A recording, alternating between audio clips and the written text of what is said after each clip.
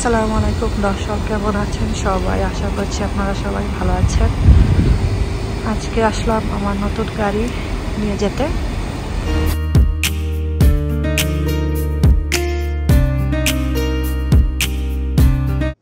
নভেম্বরের 29 তারিখে আমরা নতুন গাড়ি কিনি, মিৎসুবিশি RVR ES 2024। আমার হন্ডা সিভিক ছিল আমার প্রথম গাড়ি, যেটা সেকেন্ড হ্যান্ড কিনি। 2016-এ কিনি 2012-এর হন্ডা সিভিক। তো এই 2024-এ এসে একটা নতুন গাড়ি কিনলাম।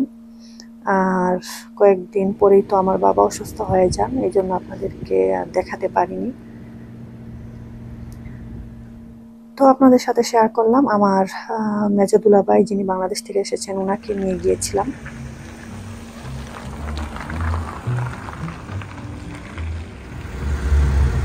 Tata, bye bye.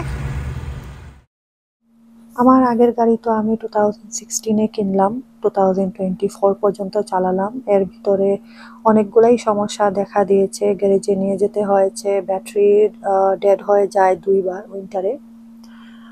আর এখন এসি প্রবলেম দেখা দিয়েছে, তারপর ব্রেকেও প্রবলেম। তো চিন্তা করলাম 2 দিন পর পর গ্যারেজে নিয়ে যাও, অনেক মানি স্পেন্ড করো, তার চেয়ে একটা নতুন গাড়ি কিনে ফেলি। গ্যারেজে নিয়ে যেতে হবে না অনেক বছরই, ইনশাল্লাহ।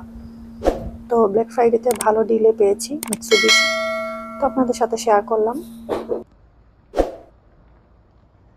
তো আমার আজকের মিনি ব্লগ এখানেই শেষ করছি। সবাই ভালো থাকবেন, সুস্থ থাকবেন, আমাদের জন্য এবং আমার বাবার জন্য দোয়া করবেন। আল্লাহ হাফেজ।